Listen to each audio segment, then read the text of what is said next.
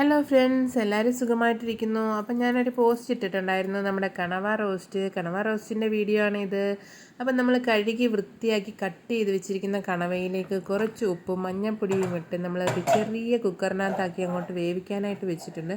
കണവയ്ക്ക് നല്ല വേവുണ്ട് കേട്ടോ. അപ്പോൾ അതുകൊണ്ട് ഒരു 5-6 ഫിസിലെങ്കിലും നമുക്ക് അടിക്കേണ്ടിയിരിക്കുന്നു. ആ സമയം കൊണ്ട് നമ്മുടെ ചെറിയുള്ളി, നല്ല സുന്ദരനാക്കി വെച്ചിരിക്കുന്ന ചെറിയുള്ളിയും ഇഞ്ചിയും വെളുത്തുള്ളിയും കൂടെ നമുക്ക് കുന അരിയണം കേട്ടോ. അരിയാനുള്ള മടി കൊണ്ട് ഞാനൊരു ചോപ്പറിലേക്ക് ഇട്ട് കൊടുത്തിട്ടുണ്ട്. എന്നിട്ട് നമ്മൾ ഇതുപോലെ ചോപ്പർ അങ്ങോട്ട് അടച്ചു കൊടുത്തിട്ട് ഇങ്ങനെ നമ്മൾ ഉള്ളി ഒന്ന് കുഞ്ഞാക്കി എടുക്കാനും വേണ്ടി ചോപ്പർ ഇങ്ങനെ കറക്കി ഈ പരുവം എത്തുമ്പോൾ നമ്മൾ അങ്ങോട്ട് നിർത്തണം കേട്ടോ. നന്നായിട്ട് കുനാന്ന് കിട്ടും കേട്ടോ. നമ്മൾ കൈകൊണ്ട് അരിയുന്നതിന് നല്ല അടിപൊളിയായിട്ടാണ് ചോപ്പറിലേക്ക് കിട്ടുന്നത്. അപ്പോഴേക്കും നമ്മുടെ കണവയെല്ലാം വെന്ത് വന്നിരുന്നു. ഇതുപോലെ ഈ പരുവത്തിനാണ് നമ്മൾ എടുക്കേണ്ടത് കേട്ടോ. എന്നാൽ മാത്രമേ നമുക്ക് ടേസ്റ്റ് ഉണ്ടാവുള്ളൂ. ഇതിനകത്തൊരു സവോള പോലും എടുത്തിട്ടില്ല. പിന്നെ എടുത്തിരിക്കുന്നത് മുളക് പൊടി, മല്ലിപ്പൊടി, മഞ്ഞൾപ്പൊടി, ഗരം മസാലയാണ്. അപ്പോൾ അടുപ്പത്തേക്ക് നമ്മൾ ചട്ടി വെച്ച് കൊടുത്തിട്ടുണ്ട്. ഒരു ചെറിയ ചീനച്ചട്ടിയാണ് കേട്ടോ. ഞങ്ങൾ എപ്പോഴും ഇതിനകത്താണ് വറവും തോരനും ഒക്കെ വെക്കുന്നത്. ഇതേ നമ്മുടെ കുക്കർ തുറന്ന് നോക്കിയപ്പോഴത്തേക്ക് നമ്മുടെ കണവ നന്നായിട്ട് വെന്തിട്ടുണ്ടായിരുന്നു കേട്ടോ. അപ്പോൾ ചീനച്ചട്ടി അടുപ്പത്ത് നിന്ന് നന്നായിട്ട് ചൂടാവാനും തുടങ്ങിയിട്ടുണ്ടായിരുന്നു.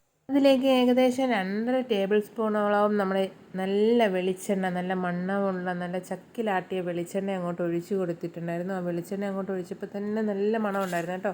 പിന്നെ ഞാൻ കടുകിട്ട് കൊടുത്തിട്ടുണ്ടായിരുന്നു. പിന്നെ താളിപ്പിന് ആവശ്യമായിട്ട് മുളകിട്ട് കൊടുത്തിട്ടുണ്ടായിരുന്നു. കുറച്ച് കറിവേപ്പിലയും ആദ്യം ഞാൻ ഇട്ട് കൊടുത്തിട്ടുണ്ടായിരുന്നു.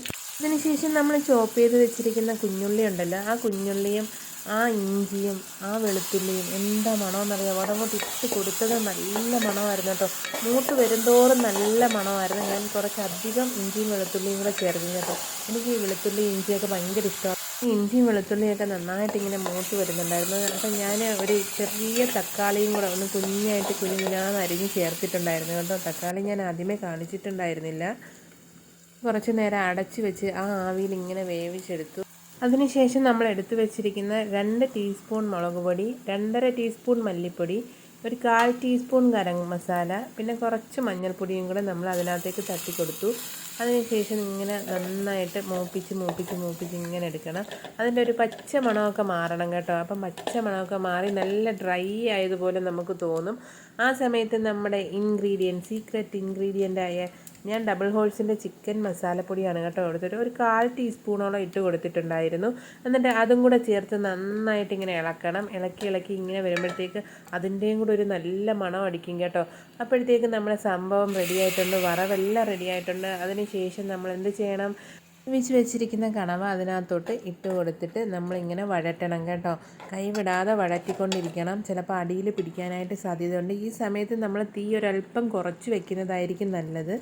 എന്നിട്ട് നമ്മൾ ഇടയ്ക്ക് അടച്ചു കൊടുക്കുക. അത് കഴിഞ്ഞിട്ട് നമ്മൾ തുറന്നിട്ട് പിന്നെയും നമ്മൾ വഴറ്റുക. നന്നായിട്ട് വഴണ്ട് അതിനകത്തുള്ള വെള്ളം മാറ്റിയിട്ട് നല്ല ഡ്രൈ റോസ്റ്റ് പോലാകും കേട്ടോ. അതാണ് ഇതിൻ്റെ ഒരു പരുവമെന്ന് പറയുന്നത്. ഈ ഒരു സ്റ്റേജ് എത്തുമ്പോൾ നമ്മൾ അടുപ്പിൻ്റെ മൂട്ടിൽ അടച്ചു വെച്ചിട്ട് അങ്ങോട്ടും ഇങ്ങോട്ടും പോകാനൊന്നും ശ്രമിക്കരുത് കേട്ടോ. കാരണം എന്ന് വെച്ചാൽ ഇത് പെട്ടെന്ന് കയറി അടിയിൽ പിടിക്കും.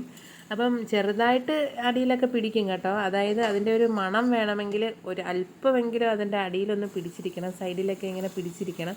എങ്കിൽ മാത്രമേ അത് അടച്ചു വെച്ചിട്ട് പിന്നെ നമ്മൾ തുറക്കുമ്പോഴത്തേക്ക് അതിൻ്റെ ആ ഒരു മണം ഉണ്ടല്ലോ, ഒരു സ്മോക്കി എഫക്റ്റും കൂടെ നമുക്ക് കിട്ടത്തുള്ളൂ.